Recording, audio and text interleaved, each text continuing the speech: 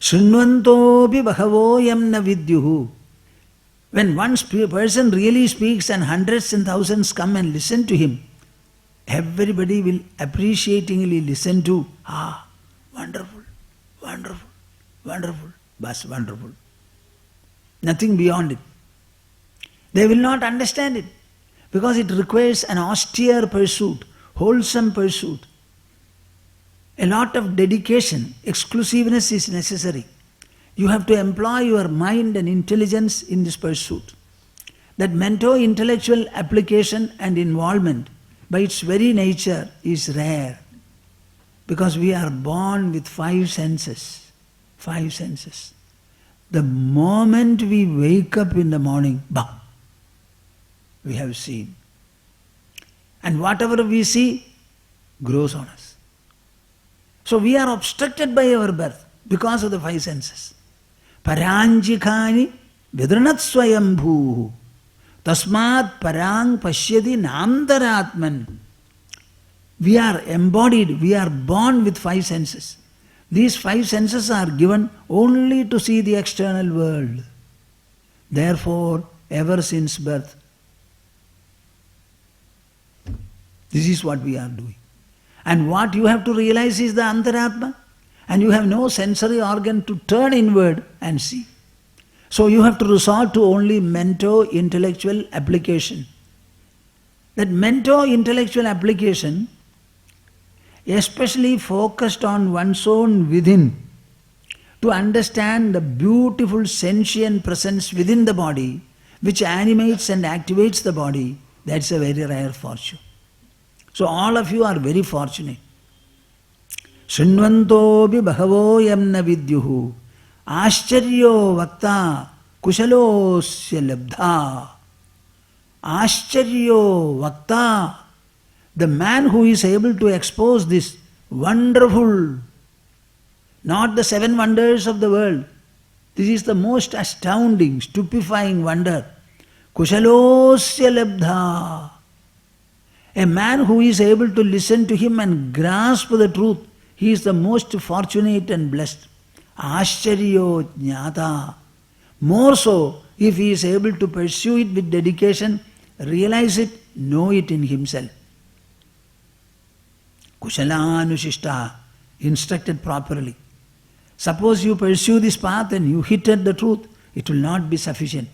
There will be a number of disharmonies, imbalances, imperfections and what not in you. These have to be removed and set right.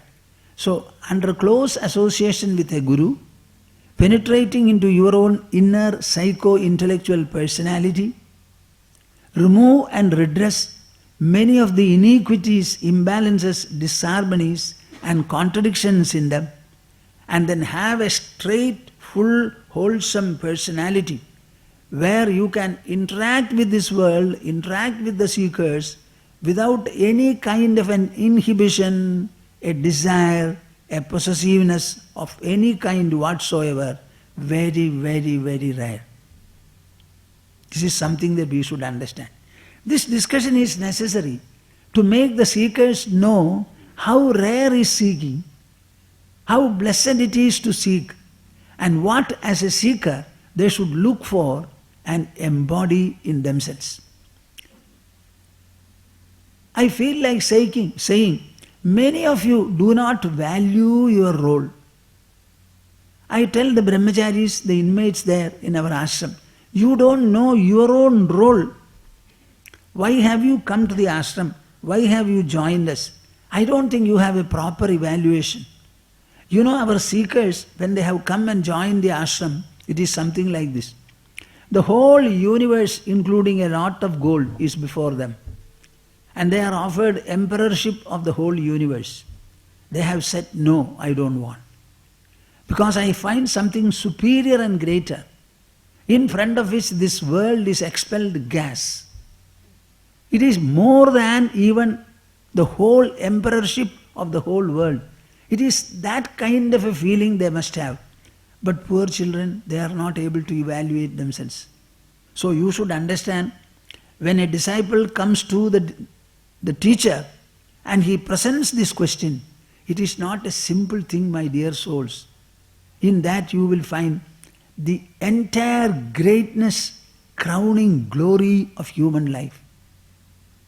You may have children, you may have family, you may have resources, you may have seemingly a lot of religious merit and what not, education, erudition, nothing, nothing, nothing. Push. Until you decide to reinforce yourself, to discover your own personal inner resources, between the mind on the one hand and the entire matter and materiality on the other, the mind is superior, superior. The matter is nothing, nothing, nothing. Everything in this world is insentient. Understand that the whole world is generated by Panchabhutas, and all the Panchabhutas are inert, insentient. What more do you want? Eschew them? Call the spade a spade? Why are we doubtful? So this question has got great meaning. So the teacher compliments him saying, Dhanyosi, you have become a dhanya, fortunate. Krita krityosi. The purpose of human life is going to be attained and fulfilled in you. Pavitam te kulam tvaya. By the birth of such an inquiring, seeking soul, the entire family and lineage are blessed and purified. समझ लीजिए थोड़ा. What? You may have very good America going children, IT field. Bah. One youngster in America was telling me, when he came close to me, I generally discuss their prosperity, their job, and I ask them to speak first. So he was telling me, Swamiji, I have specialized myself in a very special area of knowledge called internet security. Security in the IT field. It is so valuable that I can get $300 per hour for my work. It is not a small amount. 300 American dollars per hour. Normally they will work for 7 to 8 hours. How much it is? Other people have said that I am getting 250,000 a year, $140 an hour. Some of my people are telling me. But here is a man who said, I said, how much are you getting? So he told me a figure. I said, I will give you 3 months' time. Before that you should change your job. He had some sickness, he could not get into it. His son is getting educated. So he has gone there, he is getting about 200 or 175, something like that. So what I want to tell you is that we want such children. They will not be able to purify the family, purify the lineage. Pavitam te kulam tvaya. Not by building an industrial empire you purify your family or elevate them. Not by amassing wealth, not by constructing houses, not by real estate dabbling. Pavitam te kulam tvaya. What is the reason? Yad avidya bandhanar muktya brahmi bhavitumichyasi. You want to get rid of the bondage caused by ignorance and you want to become Brahman, the supreme reality. This is the greatest privilege extended to a human individual. Brahmi bhavitu. You are not going to become golden because it is inert. You don't want to get into the heaven, that is also inert. You want to become the sentience, the Chaitanya or the Chetana. That is the greatest privilege. After complimenting him, he is speaking to him. And this verse comes as part of it. Vastu swarupam sputabodha chakshusha svenaiva vedyam nadu panditena chandraswarupam nija chakshusaiva Jnatavyamanyaihi avagamyate kim. This is why I told you this is a beautiful text. There is a lot of textuality there. Now you recite. Vastu Swarupam Vastu Swarupam Sputabodha Chakshusha Sputabodha Chakshusha Svenaiva Vedyam Svenaiva Vedyam Natu Panditena Natu Panditena Chandraswarupam Chandraswarupam Nija Chakshushaiva Nija Chakshusaiva Jnatavyamanyaihi Jnatavyamanyaihi Avagamyate kim Avagamyate kim Vastuswarupam Vastuswarupam Sputabodha Chakshusha. Sputabodha Chakshusha. Mark the letters. Sputabodha Chakshusha. Sputabodha Chakshusha. See the Khara, Atikara, Mrudu, Ghosha, all these letters are intermixed there. Sputabodha Chakshusha. Sputabodha. Sputabodha Chakshusha. Sputabodha Chakshusha. Sputabodha Chakshusha. Svena. Svena. Eva. Eva. Svenaiva. Svenaiva. Vedyam. Vedyam. Na. Na. Tu. Tu. Panditena. Panditena. Chandraswarupam. Chandraswarupam. Nija Chakshusha. Nija Chakshusha. Eva. Eva. Nija Chakshushaiva. Nija Chakshusaiva. Jnatavyam. Jnatavyam. Anyaihi. Anyaihi. Avagamyate. Avagamyate. Jnatavyam anyairavagamyate. Jnatavyam anyairavagammyate. Kim. Kim. Bas. He says,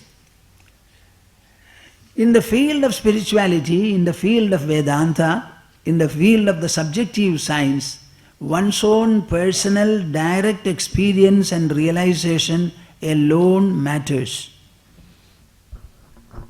Vastu Swarupam, the real nature of the Vastu, the presence.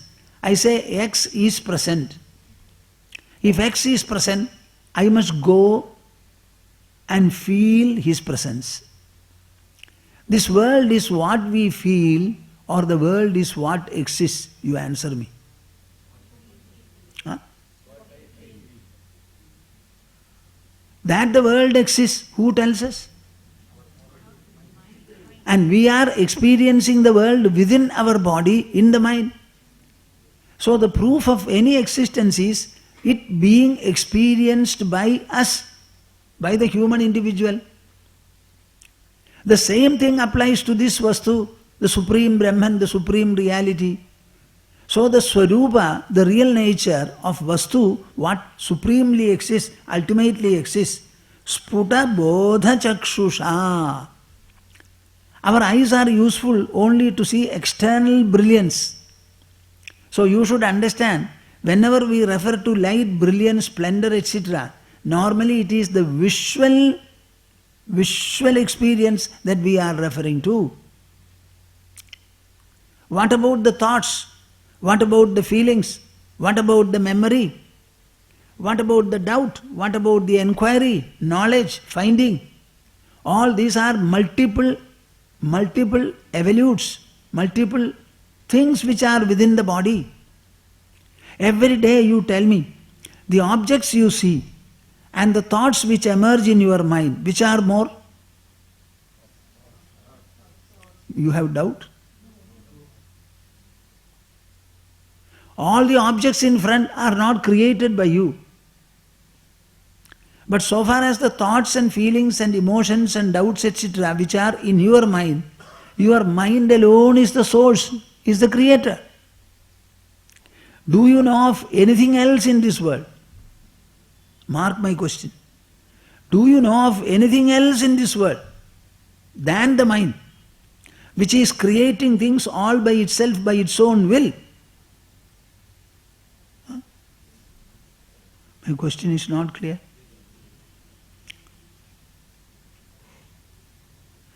हमारे मन के समान और कोई वस्तु दुनिया में है या नहीं? हाँ? You tell me, look at anywhere in this world. Is there any substance or source which produces so much of multiple things as the mind does? Generally, when something is produced from the mind, something is produced from any source material, the source material will be X, and so many things are produced from it. As the things are produced, the source material will be reduced. And the source will remain here, the produced materials will be elsewhere placed. The raw material will get reduced and the products will go on increasing, and as much as you use the original material, so much it will become lesser and lesser. Is there any such reduction in the mind? Have you thought about it? And then all the things the mind produces, you tell me, is there any space within the body to keep them, stack them and preserve them? Am I asking a foolish question? थोड़ा सोचिए ना अपने मन के प्रति. All the thoughts are produced, feelings are produced. Where are they being kept? It is kept nowhere. Because every thought that is produced, it's born, it suddenly becomes, it subsides. Mind is able to produce so many only because all the things the mind produces instantly subside also. So it's a wonderful phenomenon. It is a vanishing creation. It is a vanishing display. It is a vanishing existence and expression. Are my words clear? Huh? And you have no regard for it. ये क्या बात है? I say our mind is a treasure. It is a treasure. And nobody knows that it is so. We are interested only in external, perishable, material, energial resources and treasures. Now the supreme reality is not outside. Even if it is outside, any existence becomes so only when we are able to cognize it, experience it. So in the case of the self, the supreme reality, Vastu Swarupam, Nija Bodha Chakshusha Vedyam. Generally to see anything we use our eyes. Now this supreme reality called Brahman or God, it has to be realized not by the muscular or bodily eyes, sensory eyes. He says, Sputa Bodha Chakshusha. Boliye? The Chakshus, the eye that I am referring to, is not the visual, this one, this organ. It is a Bodha Chakshush.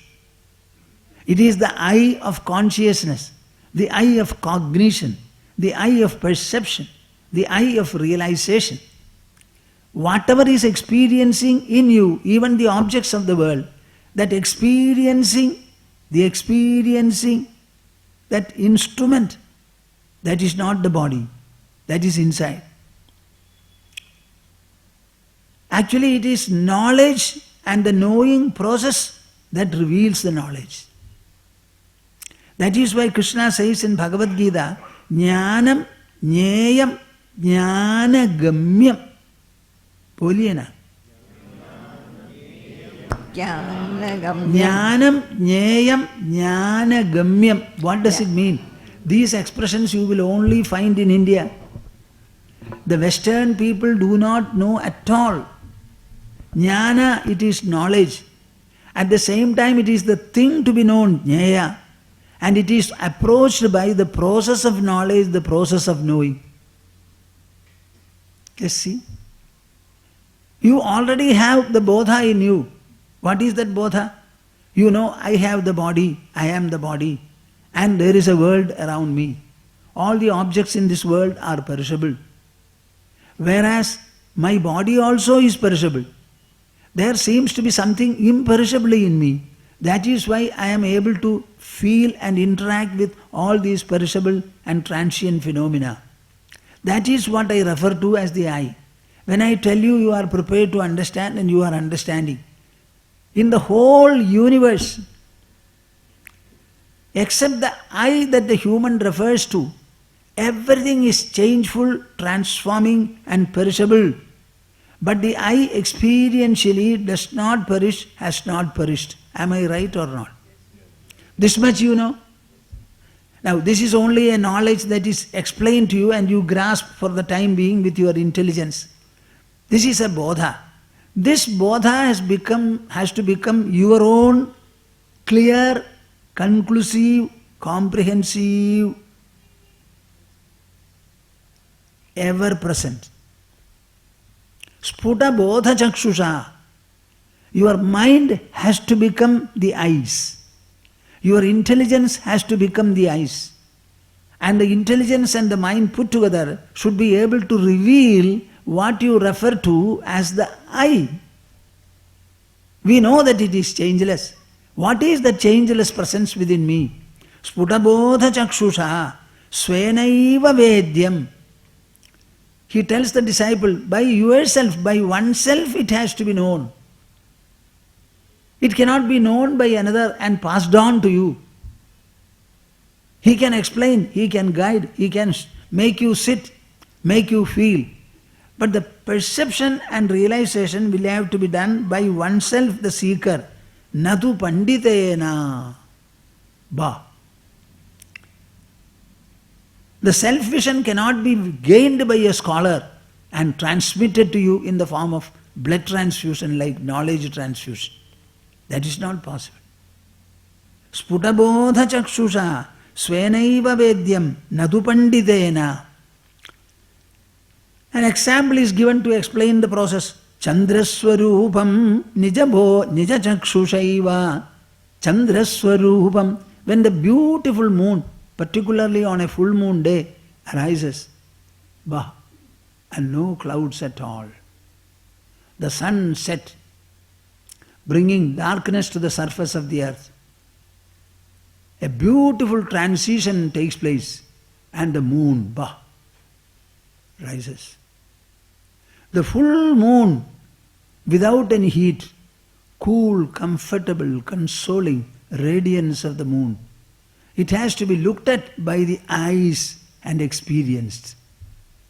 Suppose I paint it on the wall, you see it. Make a moon-like cloth and ask him now, you feel it. You will not be able to know. You have to see the moon yourself. Nija chakshushaiva jnatavyam. So the rising of the moon, the presence of the moon, the radiance of the moon, the comfortable, cool, comfortable rays of the moon, they have to be seen by yourself. Anyaihi avagamyate kim. Can others come to know and pass on the information to you? This is a very, very important verse. You should go on chanting it many, many times. Only to persuade, only to make you understand. I have to realize the truth myself. I have to experience Godhood within myself. Even God cannot transform it, cannot transfuse it into ourselves.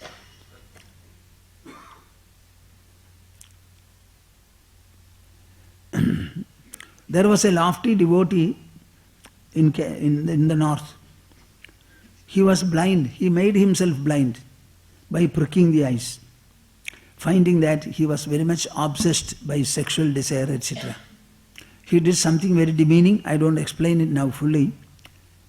So he became blind, but he was a great devotee of Lord Krishna. So naturally with blindness, the anxiety, the dependence, the expectation, everything gets intensified. So every day, a child used to come to him and said, "Where do you want to go? Catch hold of my finger." So he extended the finger, he caught hold of it, and he used to walk about wherever he wanted. Poor man did not know. He thought that I am blind. How can he say anything? Because he cannot see the boy. He only feels the impact, the finger. So one day he told him, "I would like to go to Vrindavan." He said, "Yes, fix a day." So a day was fixed. The child came. and said, let us go to Vrindavan, catch hold of my finger. He only knows that finger was held by him. The child was walking in front, he cannot see. He said, you simply walk, I am taking you. So they walked and walked and walked. Ultimately they reached Vrindavan and the central place. Then he said, here Vrindavan has come. And he pulled his finger. Then he thought, this is Lord Krishna himself who has come.